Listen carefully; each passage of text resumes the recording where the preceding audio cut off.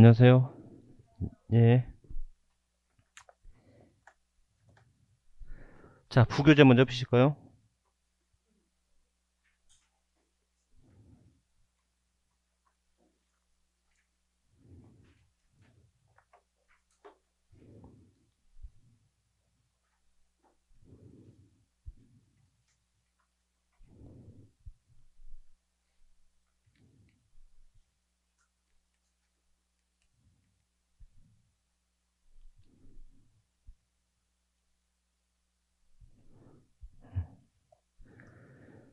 자, 다시 한번 우리 세율부터 먼저 할게요.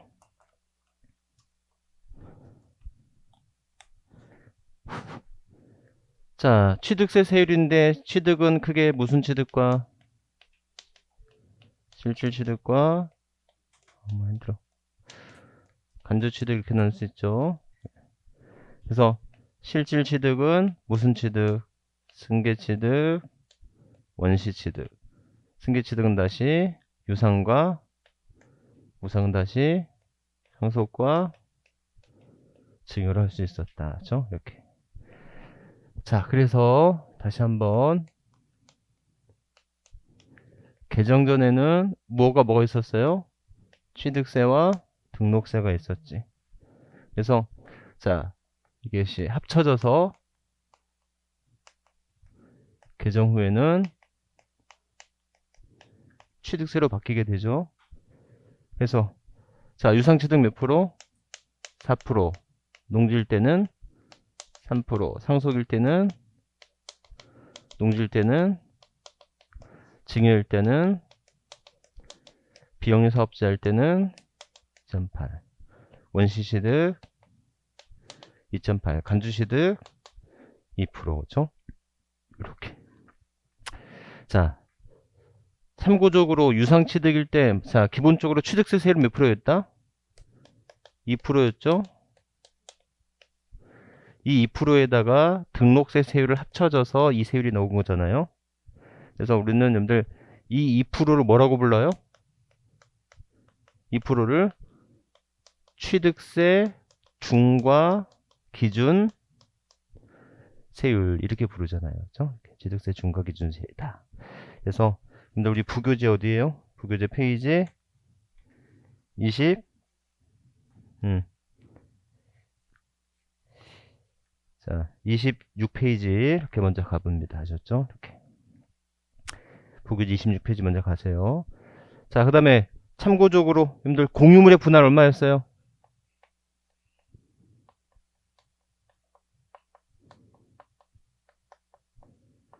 공유물의 분할 2.3%죠.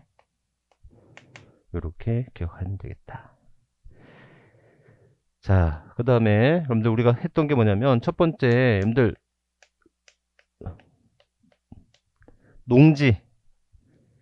농지라고 하는 것은 뭐였어요? 지목이 논밭, 과수원, 옥장, 용지로서 그 지목의 판단은 공부상 지목이다, 살상 지목이다. 예? 둘 다 아셨죠? 이렇게 기억하시면 되겠고. 자, 여러분들 특히 개수와 관련돼서 말이죠. 그죠? 그래서 이 개수에 있어서 첫 번째 납세 의무자 기억나세요? 그래서 이런 개수로 인해서 납세 의무자는 주체, 구조부, 취득자 외의 자가 그런 경우에도 주체, 구조부, 취득자가 함께 취득한 것으로 봤었고, 그때 세율에 있어서 면적의 증가가 있으면 2.8%, 면적의 증가가 없으면 2%죠. 이렇게 했었고, 그 다음에 나중에 비과세할 때 하겠지만 9억 이하 공동주택의 개수는 뭐가 된다? 비과세가 되는데 아셨죠? 다만 대수선은 뭐 한다? 과세한다죠. 이렇게까지. 그래서 개수와 관련돼서 우리가 공부를 했었어요. 자, 그 다음에 이런 취득세 세율은 무슨 세율이에요?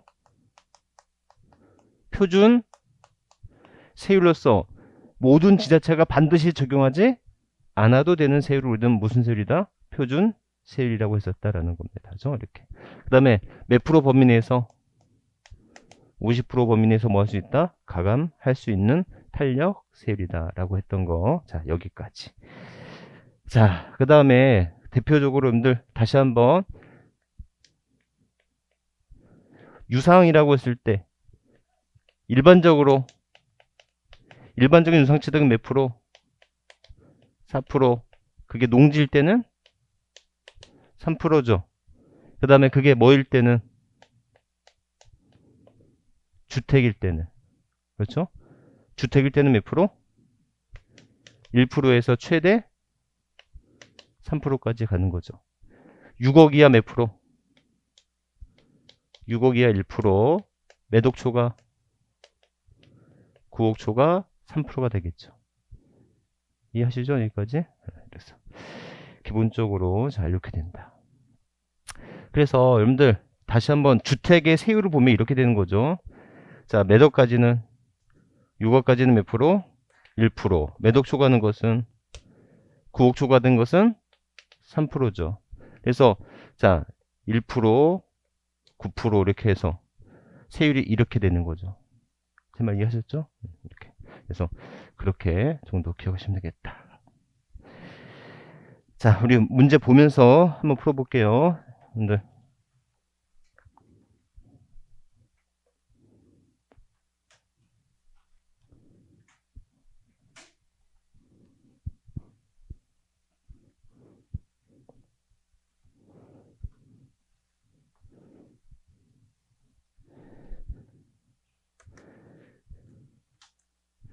자, 46번. 문제지 46번. 89페이지죠? 자, 보세요. 지방세법상 취득세 표준세율이 가장 높은 것은 상속으로 인한 건물을 취득했어요. 2.8%. 사회복지사업법에 따라 설치된 사회복지법인이 복지가의 기부해서 건물 취득했어. 비영리법인이 취득한 거죠. 이런 비영리법인이 취득한 건 뭐? 2.8%. 영리법인이 공유수면 매립했어요. 예? 2.8%. 왜? 원시 취득이잖아. 그죠? 이렇게. 유상거래를 원인으로 취득가액이 6억 원인 주택에 의한 조정대상 지역 내 1주택 1주택을 취득했어요. 1%죠? 네, 이렇게. 유상거래를 원인으로 한 농지의 취득 3%. 답은 5번이죠. 이렇게. 자, 여러분들 91페이지 보시면 이제 중과세 나와요. 여러분들 취득세 중과세는요, 여러분들 그렇게 보지 않으셔도 돼요. 취득세 중과세는 그렇게 필요 없는데, 자, 요거 하나만 볼게요. 자, 다시 한번 이쪽으로 가세요. 여러분들, 우리가 이제 중과세가 보면, 취득세 중과세가 되면,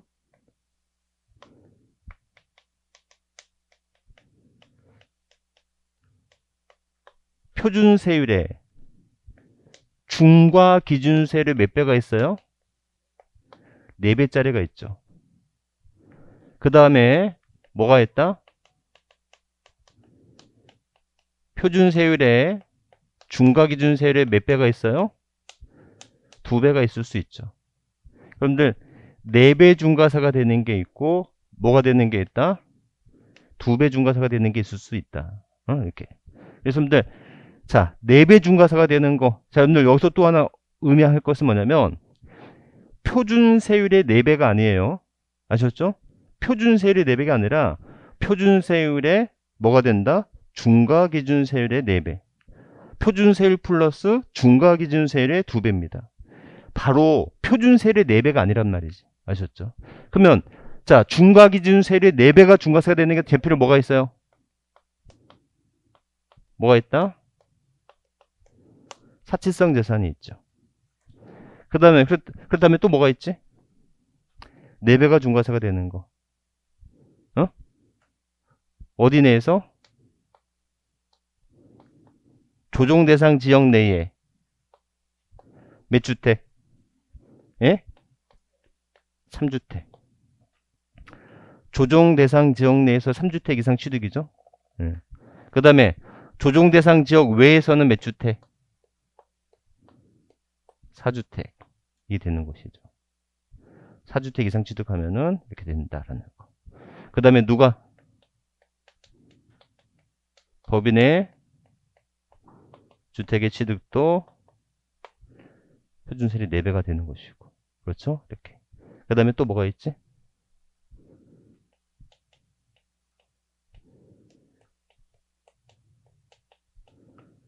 증여한 주택이 취득이 되겠죠? 그렇죠? 다만 증여한 주택의 취득은 어디 내에서? 조정 대상 지역 내에서 매독 초과되는 거. 기준시가 3억 초과 시 하나입니다. 아셨죠? 이렇게. 자, 이어서 2배 중과세 되는 거 뭐가 있지? 2배 중과세가 되는 거?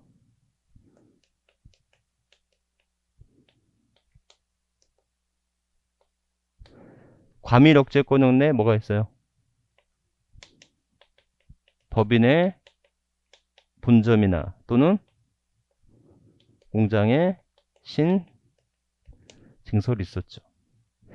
자, 조정대상 지역 내에서는 몇 주택? 2주택. 조정대상 지역 외에서는 3주택. 이런 것들이 2배가 중과세가 되는 거다. 아셨죠? 이렇게. 자, 여러분들 제가 하건데 기본적으로 중요한 건 뭐냐면 취득세 중과세 거의 나올 가능성이 없어요. 자, 근데 올해 나온다면 중과 대상을 섞어 놓고 중과 기준세율의 4배가 중과세 되는 것끼리 묶인 것은 2배 적용되는 것끼리 묶인 것은 아셨죠? 이렇게 나올 가능성이 크지. 구체적으로 조정 대상 지역 내에서 주택에서 빠지는 게 뭐가 있느냐 뭐 이런 것들 해당 사항 없을 거란 말이지. 제 말 이해하셨죠? 이렇게. 그래서 여러분들 취득세 중과세에서는 이렇게만 기억하시고 가도 됩니다. 그렇죠? 이렇게. 그래서 뭐 그 정도만 기억하시면 되겠고요. 자. 그래서 여러분들 거기 뭐 몇 페이지 그 91페이지서부터 나오는 취득세 중과 대상짜리 취득세 중과세 이런 것들 굳이 기억하지 않으셔도 되겠습니다. 아셨죠? 네. 그냥 넘어가세요. 자, 그 다음에 여러분들 페이지 이제 97페이지 갑니다. 문제집 97페이지.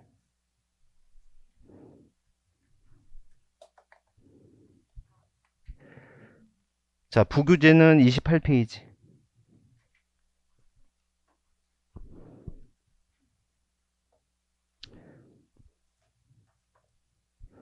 자, 부교재는 28페이지. 이렇게 볼게요. 자,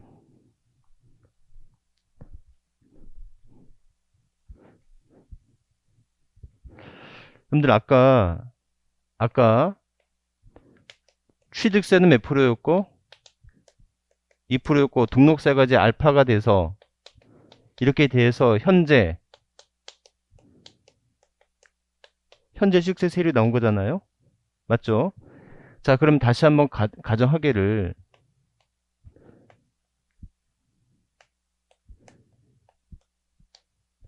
개정 전에는 취득세와 등록세가 있었는데 개정 전에는 취득세가 뭐였다?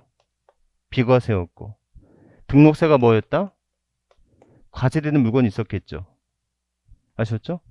그러면 비과세와 과세가 합쳐지니까 개정 후에는 취득세가 어떻게 변해요? 취득세가 과세가 되는데 온전하게 과세되진 않겠죠. 어디에서?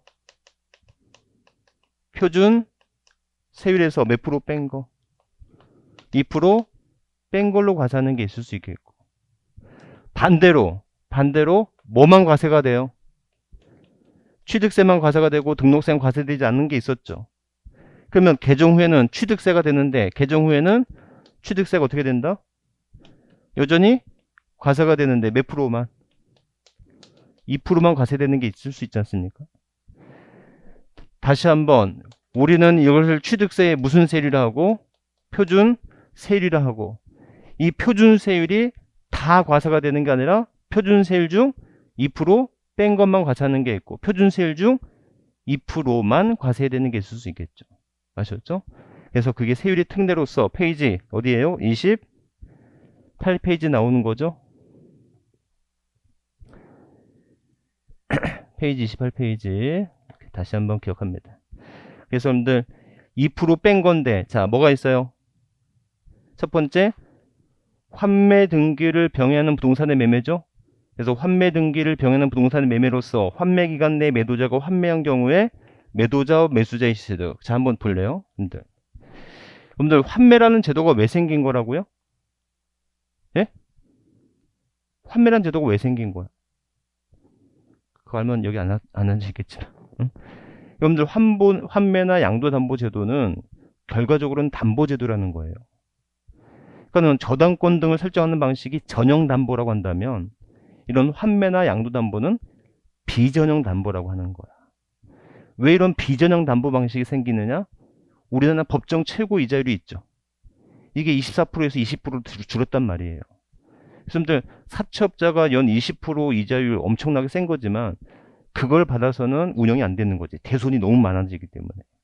그러니까는 법정 이자를 우리나라의 법정 최고 이자를 뭐 하지 않고서 위배하지 않고서 수수료나 또는 환매 차익을 얻음으로써 그 수수료 이익을 얻을 수 있는 방법이 있다면 좋은 방법이지 않겠느냐는 거예요. 제 말 이해하셨죠? 자, 그래서 보시면 여러분들 이런 거예요. 만약에 A가 B한테 매매를 했어요. 자, 그럼 B 뭐예요? 매매를 했으면 B 취득세 내야 되겠죠? 몇 프로 내요? 유상치대니까 4% 내죠. 대신에 A에게 뭐가 주어져 있어요? 환매, 특약이 정해져 있겠죠. 서로 합의해서 법률 행위로서 특약으로 환매가 정해져 있을 수 있지 않습니까? 그럼 환매 기간 내에 A의 환매가 있어요. A의 환매가 있으면 다시 어떻게 돼요? B에서 A로 오겠죠. 자, A 취득세 내요, 안 내요? 취득세? 낸다니까? 내야지. 원래 몇 프로 냈어야 돼? 매매니까. 4% 냈어야 되겠죠. 맞죠? 하지만 몇 프로 빼라? 2% 빼라는 거야. 그죠? 이게. 자, 왜 그럴까? 여러분들, 자, 우선 이 그림 맞아요, 틀려요? 이 그림 맞아요, 틀려요? 틀리죠? 다시 한번 읽어보시면 환매 등기를 병행하는 부동산의 매매로서 환매 기간 내에 환매한 경우에 그 매도자와 매수자의 취득이라고 되어 있죠. 환매 기간 내에 환매가 있으면 매도자의 취득은 4%에서 2% 뺀 거 내는 거 맞아요. 근데 매수자 및 매도자의 취득이라고 했으니까 이 4% 냈던 매수자는 A의 환매가 있거든. 2% 뭐 해가라? 2% 환급해가라고 하는 거잖아요. 정말 이해하셨죠? 근데 가만히 생각해보면 이 환매는 사실상의 취득이 아니야. 실질 취득이 아니라고. 내가 담보로 제공하고 담보로 받아온 것 뿐이야. 그러니까는 취득세를 낼 필요가 있다 없다. 취득세가 낼 필요는 없어. 근데 뭐는 내야 돼? 등록세는 냈어야 되는 거지. 아셨죠? 그래서 표준세율에서 몇 프로 뺀 걸로 내라? 2% 뺀 걸로 내라. 제 말 이해하셨죠? 그래서 여러분들 가만히 생각해보니까 지금부터 공부하는 것들은 뭐냐면 취득이 아닌 거야. 취득세 안 내도 되는 거야. 취득세를 안 내도 되는데 뭐는 내야 되는 거야? 등록세는 내야 되는 거야. 그러니까 표준세율에서 몇 프로 뺀 걸로 낸다? 2% 뺀 걸로 낸다라는 거예요. 아셨죠? 자, 근데 거기다가 부교재 그 기억번에다가 옆에다가 페이지 표시 한번 해줄래요? 자, 페이지 표시하면 35페이지 괄호 3번 한번 해봐. 부교재 35페이지 괄호 3번. 그러면 부교재 35페이지 괄호 3번에다가 28페이지 기억번 이렇게 써놓으면 되겠죠. 찾으셨어요? 자, 그래서 한번 읽어볼게요. 법률 규정인 환매권이에요. 징발재산 정리하거나 특별조치법 또는 국가보유관한 특별조치법 폐지 법률을 붙이기에 따라서 동원대상 지역 내 토지 수용 사용에 관한 환매권 행사로 매수하는 부동산의 취득에 대해서는 취득세를 뭐하지 아니한다? 부과하지 아니한다. 자, 그럼 여러분들 보세요. 여러분들 환매가 될 수 있는 게 뭐죠?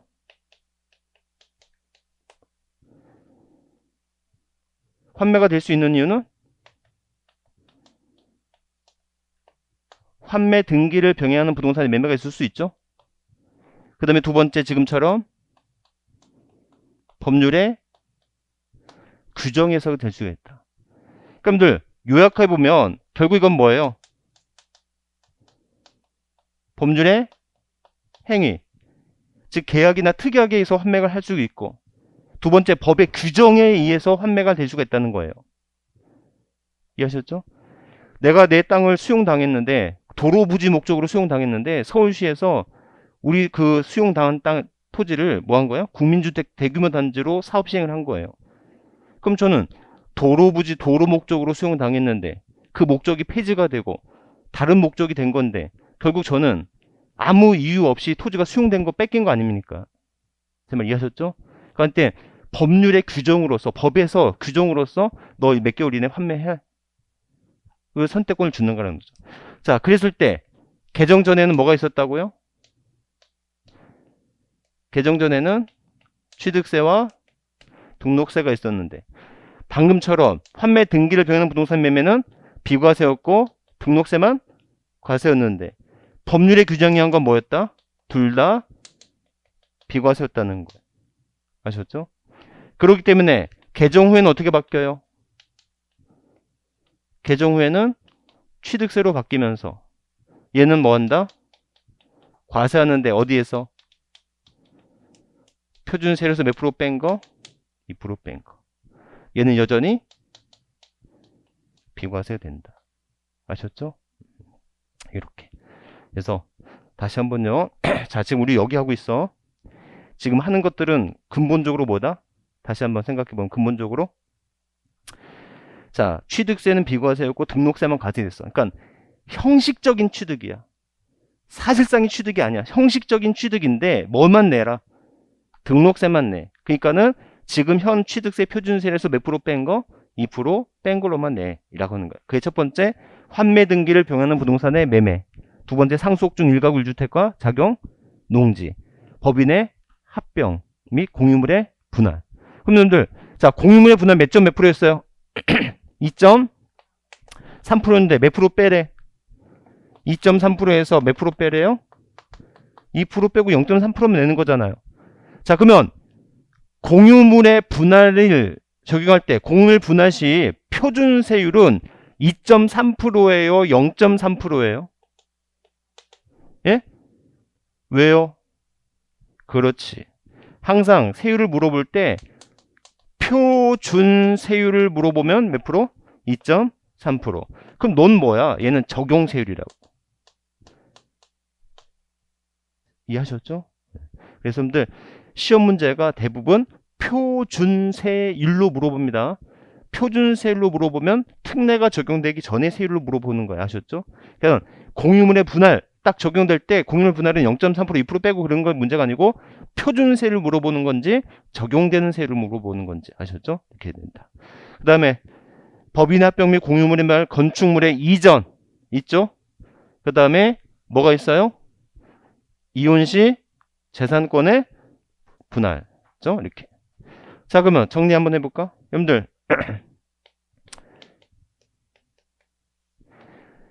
자, 이혼이 되면 뭐가 있어요? 이혼이 되면 재산권의 분할로 인한 소유권 이전이 있을 수 있고 그 다음에 위자료 위자료의 대물 변제 문제가 있을 수 있죠? 네?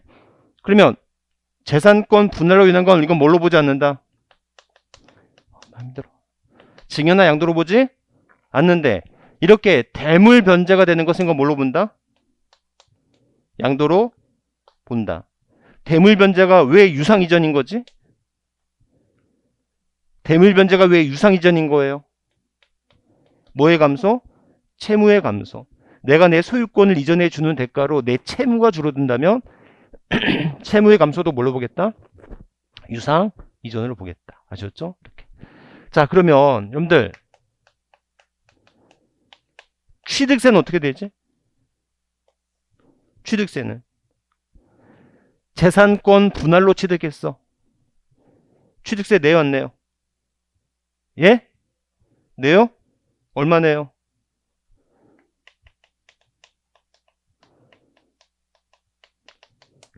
표준세율에서 2% 뺀 거잖아요. 아셨죠? 이렇게. 방금 마지막 재산권의 분할. 그러니까 내 거 내가 찾아오는 거니까 취득세는 안 내도 되지만 뭐는 내야 돼? 등록세는 내야 돼. 자, 이에 비해서 위자료 대물 변제로 했어. 대물 변제로 주는 사람은 유상 이전이라면 대물 변제를 받는 사람은 취득세 내요 안 내요? 내겠죠? 몇 프로? 몇 프로? 4%. 왜? 유상취득이니까. 아셨죠? 그래서 그 정도 기억하시면 되겠다.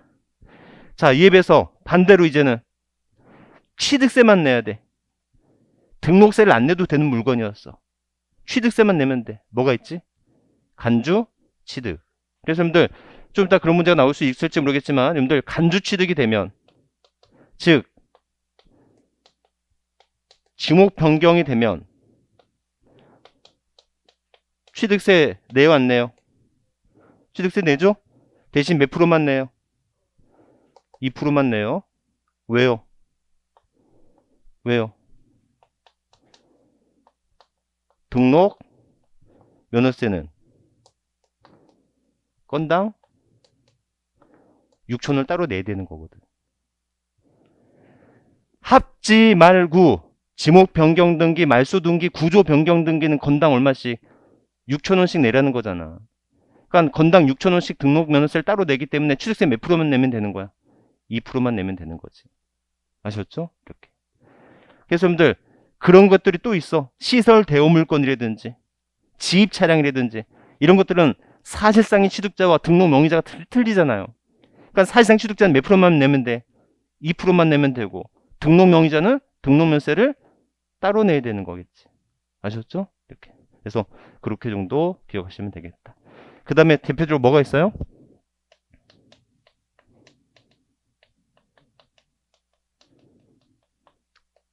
임시형 건축물 있죠? 자, 임시형 건축물 몇 년 초과하지 않으면 1년 초과하지 않으면 원칙은 뭐가 돼요? 원칙은 비과세. 하지만 예외적으로 뭐는? 사치성 재산은 뭐가 된다? 과세가 되겠죠? 자, 그랬을 때 몇 년 초과하면 1년 초과하면 뭐가 된다? 과세가 되겠죠? 몇 프로? 2%만 과세가 되는 거예요. 왜? 왜? 등기 대상이 아니니까. 1년이 초과되더라도 등기 대상이 아니니까. 아셨죠? 이렇게. 그래서 여러분들 모델하우스 가면서 항상 생각하세요. 아셨죠? 모델하우스 보면서 저거는 과세. 1년 초과되면 과세. 몇 프로? 2%. 저놈은 등기 대상이 아니다. 그죠? 이렇게. 아셨죠? 이렇게. 자, 그 다음에 여러분들 묘지가 있거든요. 자, 이 묘지는 취득세는 과세된다, 비과세된다? 예? 과세. 몇 프로? 2%. 왜? 왜? 등록 면허세가 뭐가 되니까? 비과세가 되니까. 아셨죠? 이렇게. 자, 바로 뒤에 재산세에서도 또 하겠지만 재산세에서 어떻게 된다? 원칙은 비과세요. 아셨죠? 요즘은 재산세 원칙적으로 비과세가 됩니다. 하지만 예외적으로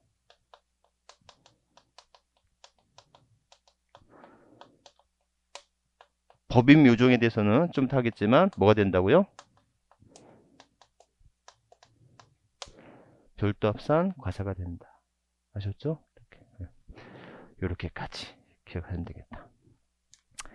자, 그래서 여러분들 자, 취득세 세율이에요. 자, 우리 문제 보면서 할까? 문제 보면서.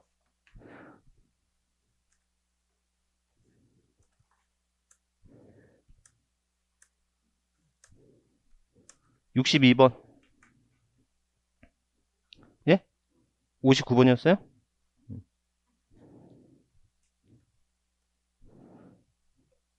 돌아가는 거 모르네. 어떻게 돌아가는 거지?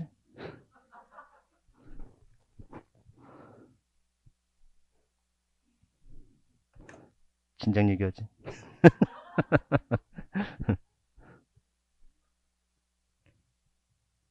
59번이에요? 네. 자, 59번. 취득세 세율 적용에 대한 설명으로 틀린 것은 토지나 건축물을 취득한 후 5년 이내에 뭐가 되었어요? 중과세 대상에 해당되는 경우에는 그 증가한 가액의 취득세를 뭐 한다고요? 추징한다는 거예요. 자, 여러분들 다음 시간에 나오겠지만 여러분들 처음에는 비과세였다가 나중에 과세될 수 있어요, 없어요? 있을 수 있겠죠. 처음에는 무슨 과세였다가 일반 과세였다가 이게 뭐가 될 수 있어요? 중과세 대상이 될 수가 있어요. 자, 어떤 경우가 있을까? 자, 임차인이 주택을 임차하여 별장으로 사용한다면 중과세 한다, 안 한다? 예? 한다. 누구한테 한다? 건물 주한테. 이게 주체구조부 취득자 하면서 제가 했었던 거거든요. 임차인이 주택을 임차하여 별장으로 사면 중과세를 적용합니다. 누구한테? 건물 주한테. 그러면 건물주는 몇 프로 냈어? 1%에서 3% 주택 취득할 때 취득세 냈잖아요. 근데 그게 임차인이 별장으로 사용해서 중과 대상이 된다면 중과세 적용한다, 안 한다? 한다는 거야. 아셨죠? 여러분들 노래방은 또는 단란 주점까지는 이게 사치성 재산이 아니에요. 유흥주점 아니에요. 아셨죠? 그래서 개별 소비세를 안 내. 그런데 이제 노래방에서 도우미 분들을 이렇게 부르고 이렇게 사용하지 않습니까? 그럼 이게 뭐가 돼버려? 유흥 주점이 돼버린다고. 그럼 뭐 내야 돼? 개별 소비세 내야 되는 건 물론이거니와 그 건물주한테 사치성 재산, 유흥 주점으로서 뭐가 된다? 사치성 재산 중과세가 적용된다 될 수도 있더라는 거야, 이게. 이게 아무것도 아닌 것 같은데 되게 세더라는 거죠. 제 말 이해하셨죠? 그러면 건물주는 일반적인 취득세를 냈었는데 이게 유흥 주점이 돼버리면 그 부분에 대해서는 사치성 재산에 대한 중과세가 적용될 수도 있지 않습니까?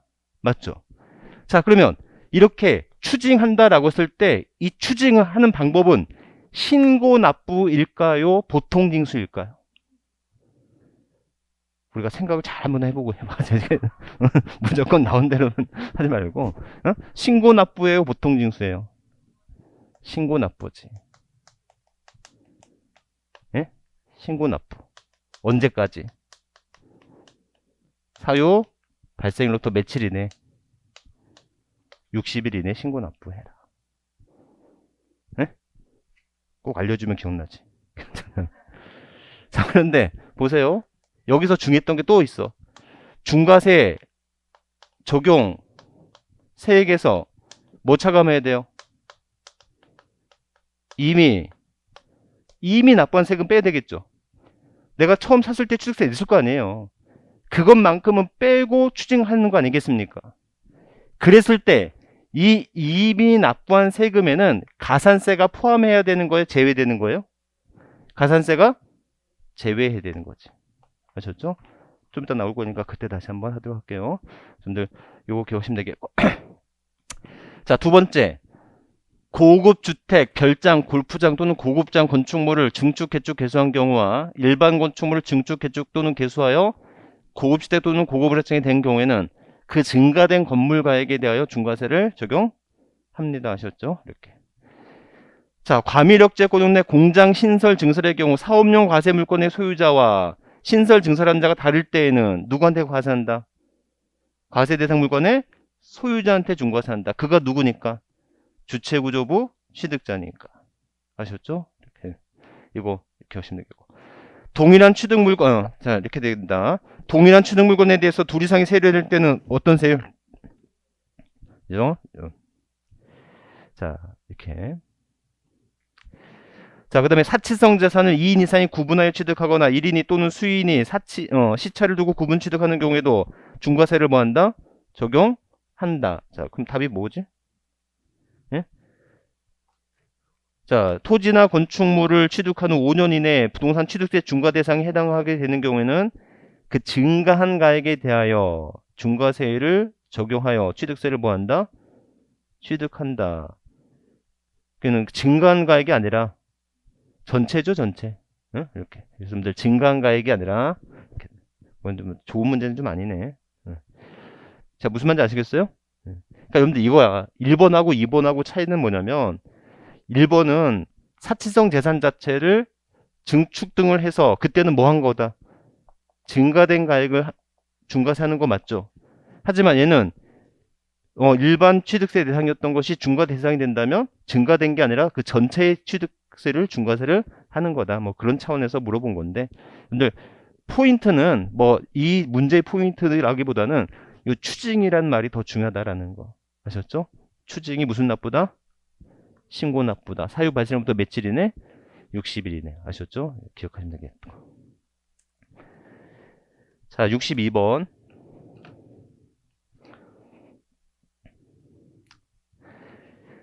지방세법상 취득세 표준세율에서 중과 기준세율을 뺀 세율로 산출한 금액을 취득세액으로 하는 경우가 아닌 것은 상속으로 인한 일가구 1주택 및 부속토지, 공유물의 분할, 건축물의 이전, 재산 분할 다 맞죠?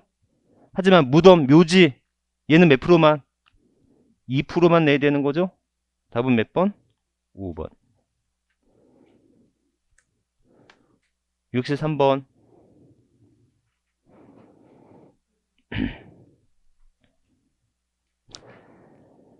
지방세법상 취득세액을 계산할 때 중과 기준세율만 적용하는 경우로 모두 고른 것은 2%만 적용하는 걸 고르라는 거죠. 자, 기억번 개수가 나왔어요. 그럼 개수가 나오면 뒤에 문장 봐야죠. 면적의 증가가 있는지 없는지 봐야 될 거 아닙니까? 그래서 면적의 증가가 있어. 이때는 어떻게 돼요? 2.8%가 적용되는 거죠. 토지의 지목을 사실상 변경하면서 가액이 증가했어요. 2%죠. 그 다음에 법인 설립 후 유상증자 시에 주식을 취득하여 최초로 과점주가 됐다면 몇 프로? 2%. 맞죠? 그 다음에 상속으로 농지를 취득했어. 상속으로 농지를 취득했다면 예? 2.3% 이렇게 됐다. 답은 어쨌든 니은하고 디귿 이렇게 기억하시면 되겠습니다. 그렇죠? 이렇게. 자, 우리 여러분들 정리 한번 해볼까? 좀 왔다 갔다 했는데 정리 한번 해볼게요. 자, 제일 중요한 취득세 세율 공부했어요. 취득세 세율. 자, 취득세 세율 공부했는데 다시 한번 외워봐요. 유상취득 4%, 농지일 때는 3%, 상속일 때는 2.8, 농지 2.3, 증여 3.5, 비영리 2.8, 원시취득 2.8, 공유물의 분할 2.3, 간주취득 2%.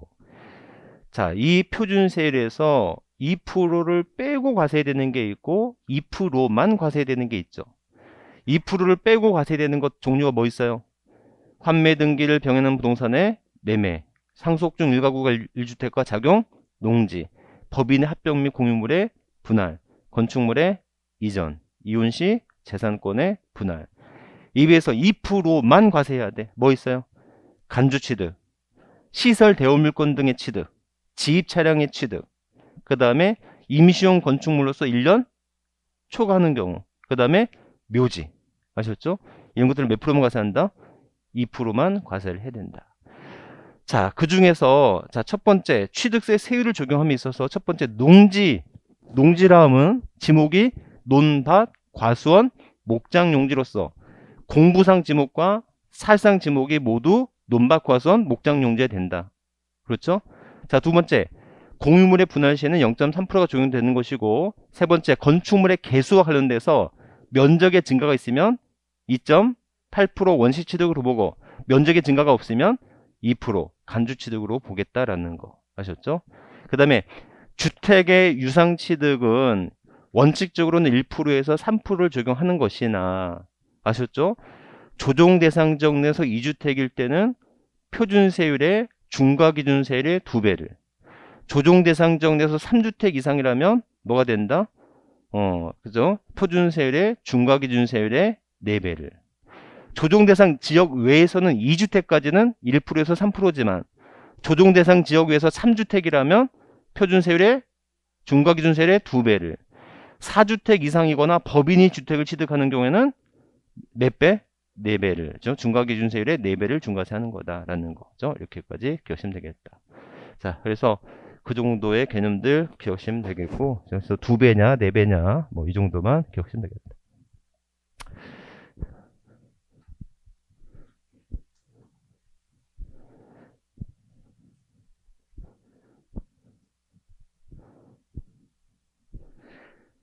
자, 여러분들 우리 그렇다면 부교재 34페이지 와봅니다.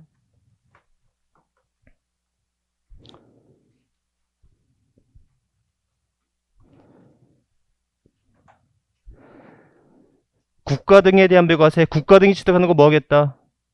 배과세, 외국 국가 등에서는 상호주의 할 겁니다. 그 다음에 여러분들 기부 체납 조건을 취득하는 부동산에 대해서는 시세를 부과하지 않죠. 다만 중요한 거, 자, 국가 등의 기부 체납이란 일정 기간 동안 사용 수익을 하고 나중에는 국가 등에 귀속시킬 조건이지 않습니까? 근데 마지막에 국가 등이 귀속을 시키지 않아. 그럼 어떻게 된다?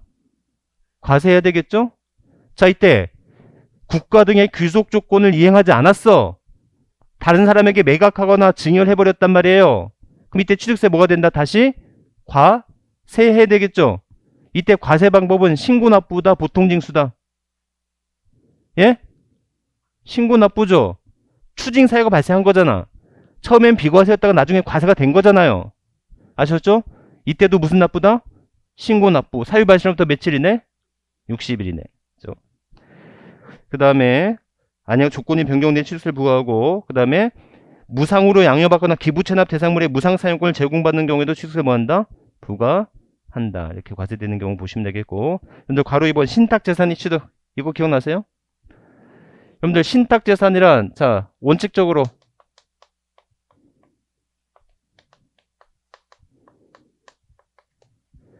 자, 신탁을 설정한 자를 누구라 하고요? 위탁자. 이런 위탁자가 수탁자한테 이전하는 거, 이거 역시 뭐 하겠다? 비과세하는 거죠? 신탁 기간의 종료로 다시 위탁자한테 돌아오는 거 역시 뭐 하겠다? 수탁자가 다시 누구한테 오는 거? 신수탁자 오는 거, 이거 역시 뭐 하겠다? 비과세하겠죠. 여기까지 기억나시죠? 자, 그런데 그럼에도 불구하고 뭐 하는 게 있다? 과세가 되는 게 있다. 그래서 첫 번째는 위탁자 지위에 이전이 있으면 누구한테 과세하지? 새로운 위탁자한테 과세하는 거죠. 그렇죠? 또 두 번째 뭐가 있어? 조합원과 조합 간의 신탁이 있어서. 그래서 여러분들 다시 한번 조합원이 누구한테? 조합에게 토지 등을 제공함에 있어서 취득하는 거 어떻게 돼요? 토지 등의 취득세.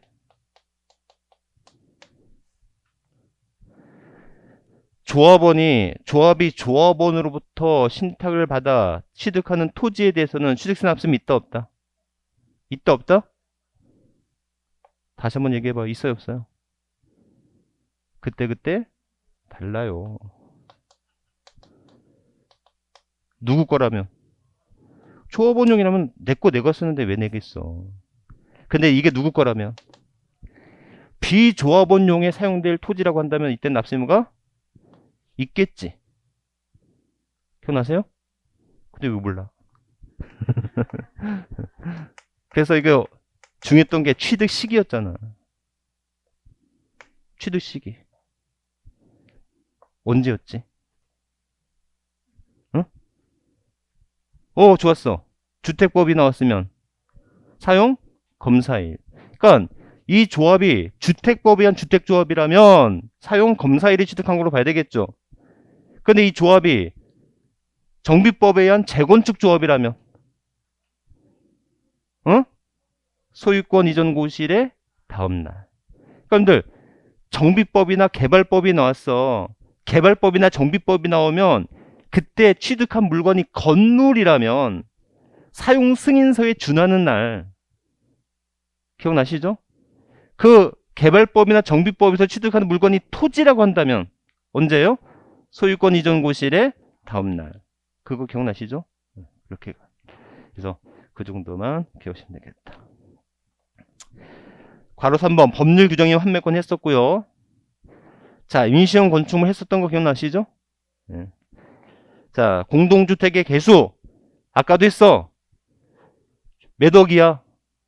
9억이야. 공동주택의 개수라고 했었죠? 다만 괄호 안이 중에 뭐는 제외, 대수선은 제외. 자, 페이지 99페이지 갑니다. 문제집 99페이지.